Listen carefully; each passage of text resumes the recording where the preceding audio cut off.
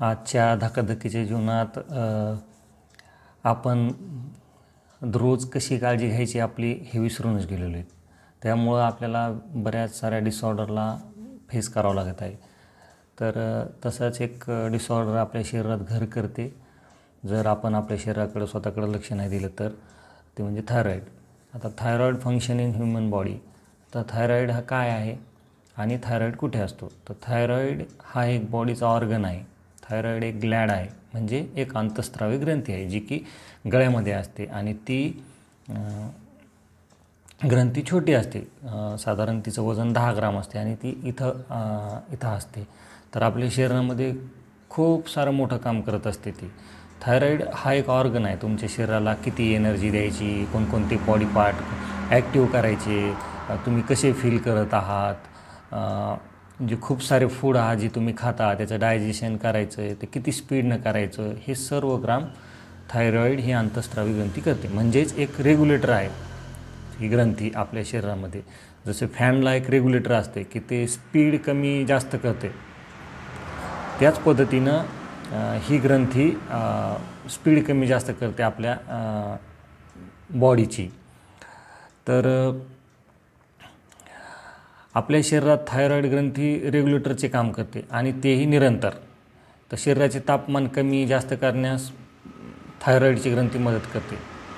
तर काही लोक म्हणतात की मला थायरॉईड आहे, मला गोळी चालू आहे. मग कोणाला 50ची गोळी असते, कोणाला 75ची, कोणाला 25ची, कोणाला 100ची, अशा त्यांच्या याच्यानुसार गोळी असते चालू त्यांना. तर थायरॉईड हा सर्वांनाच असतो, पण ज्यांच्या थायरॉईडचे फंक्शन डिस्टर्ब झाले आहे त्यांनाच गोळी चालू होते. म्हणजे ते व्यवस्थित काम करत नाही आणि शरीराला व्यवस्थित समजत नाही की काम किती करायचे आहे आणि काम कसे करायचे आहे आणि काम का करायचे आहे. तर ह्या इंडिकेशन शरीराला जात नाहीत म्हणजे थायरॉईडची सायकल बिघडली आहे असं आपण समजतो. तर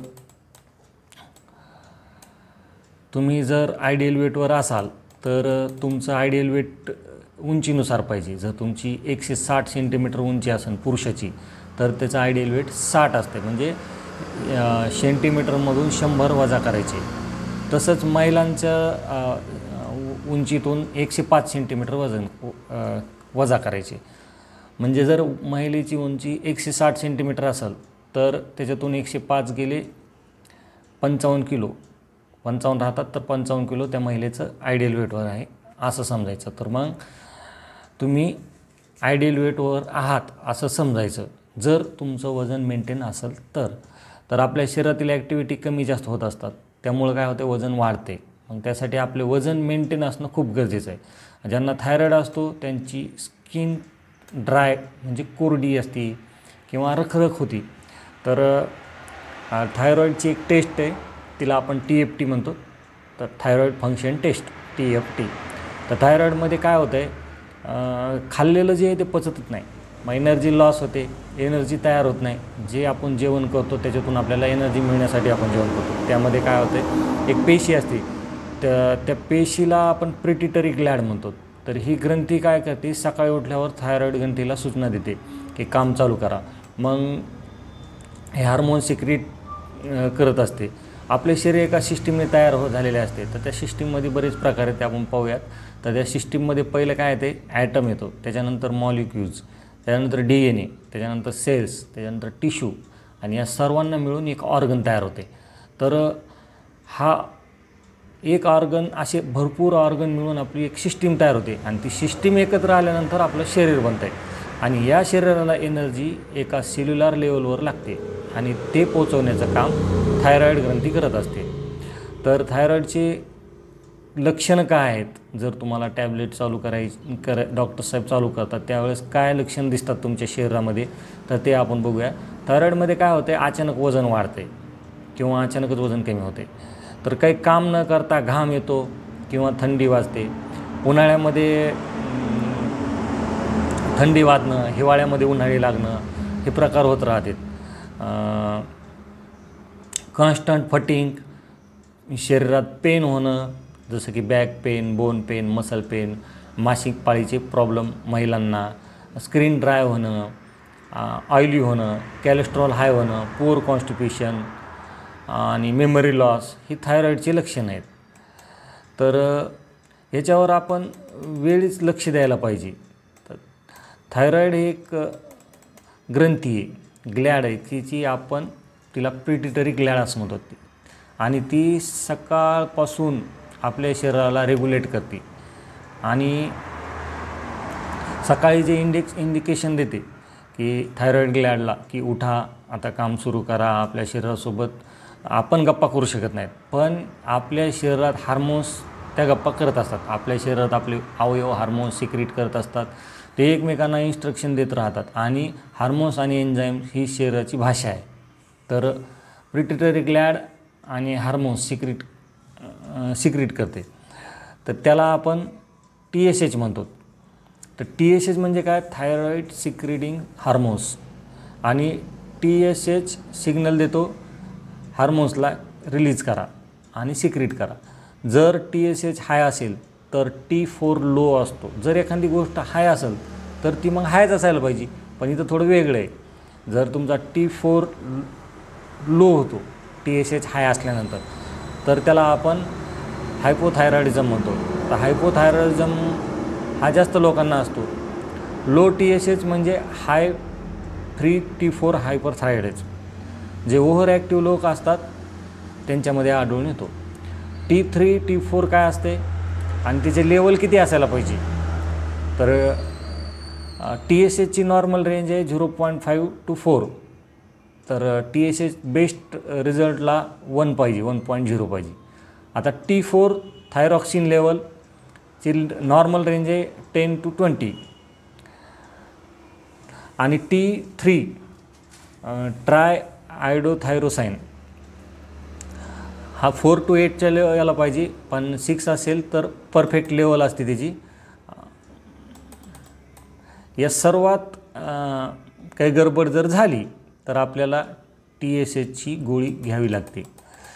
आणि यामध्ये काही स्टेप आहेत. पहिली स्टेप आहे जी पिट्युटरी ग्लॅड, जी TSH ला हार्मोन्सला सिक्रेट करून थायरॉईड हार्मोन्सला सिक्रेट करण्यास सांगते आणि T4 रेग्युलेट करते. जर थायरॉईड ग्लॅडला सिग्नलच समजत नसेल तर TSH रिलीज होतच राहणार, आणि हे सिग्नल पिट्युटरी ग्लॅड ही ब्रेनला प्रॉपरली तेव्हा देऊ शकते जेव्हा तुमची डाएट व्यवस्थित असते. आता डाएटमध्ये प्रॉपर प्रोटीन रिच इनटेक असतो आणि व्हिटॅमिन B12, झिंक, मॅग्नेशियम डाएटमध्ये ॲड असते. या 4 गोष्टी आपल्या आहारात असणे खूप आवश्यक आहे. मग पहिल्या स्टेजमध्ये व्हिटॅमिन B12 साठी खूप सारे लागणारे,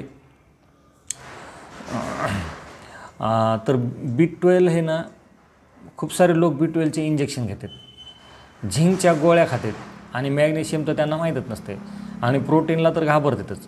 आणि ह्या छोट्या ग्लॅडला हार्मोन्सला सिक्रेट करण्यासाठी पण प्रोटीनची गरज असते. आणि या 4ही गोष्टी जर आपल्या शरीरात गेल्या तर TSH ग्लॅडपासून थायरॉईड ग्लॅडला सिग्नल जातो व T4 रिलीज करण्यास सुरुवात करते. आणि हे बनत असताना त्याला आयोडीनची आवश्यकता असते, आणि हे आयोडीन जे आहे ते 5वं मिनरल आहे आपलं. तर म्हणजे आयोडीन 40 वर्षा अगोदर एका रिसर्चमध्ये असं आढळून आलं की मिठाला फिल्टर प्रोसेस करताना आयोडीनचे प्रमाण कमी झाले. तर पहिले काळं मीठ यायचं प्रोसेस न केलेलं, आता ते पांढरं शुभ्र नमक येते, दिसायला खूप छान आणि आकर्षक वाटते. पण त्यामध्ये काय झालं की त्याची प्रोसेस करताना त्याच्यातून आयोडीनचा घटकच कमी गेला. तर एका रिसर्चमध्ये असं आलं, तेव्हापासून थायरॉईडचे प्रमाण जरा जास्त होत आलं. एका रिसर्चमध्ये असं आढळून आलं की ज्यावेळेस मिठावर प्रोसेस करताना त्याच्यातला मेन पदार्थ जो आहे आयोडीन मेन, तर तोच कमी झालेला आहे. तर मग आपण जे मीठ खात होतो ते विना आयोडीनयुक्त खात होतो. मग ते लक्षात आल्यानंतर त्याच्यामध्ये थोडं बदल केला, तर TV मध्ये वारंवार ॲड यायच्या आयोडीनयुक्त नमक, आयोडीनयुक्त नमक. आणि आयोडीन जर शरीरात कमी झालं तर थायरॉईड इंडिकेट व्हायला सुरुवात होती. तर T4 हा इनॅक्टिव्ह हार्मोन्स आहे, त्याची कोडिंग असते, त्याचे 4 सिम्पटम्स असतात.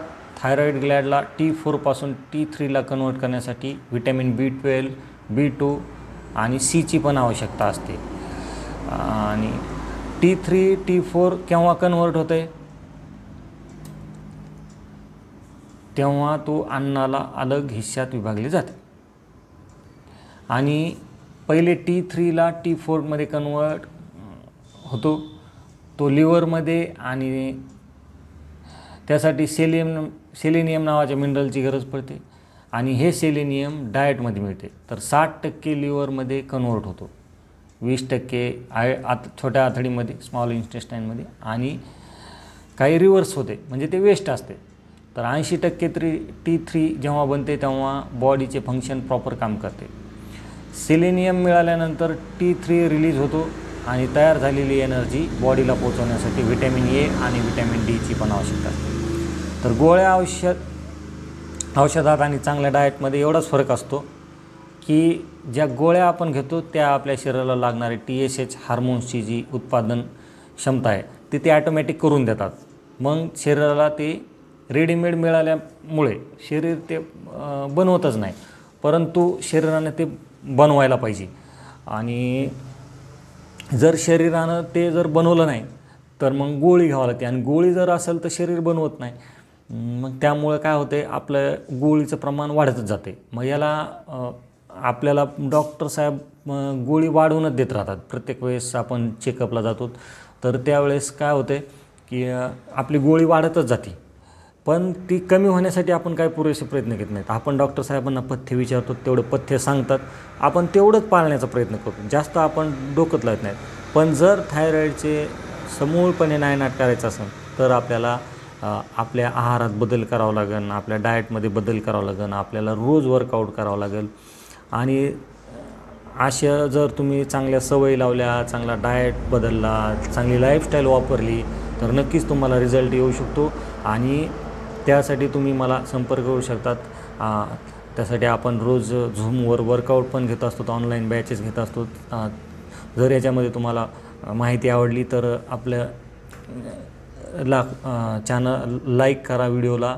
तुम्हाला जर काही सजेशन वाटल्या, काही तर तुम्ही मला कमेंट करून विचारू पण शकता.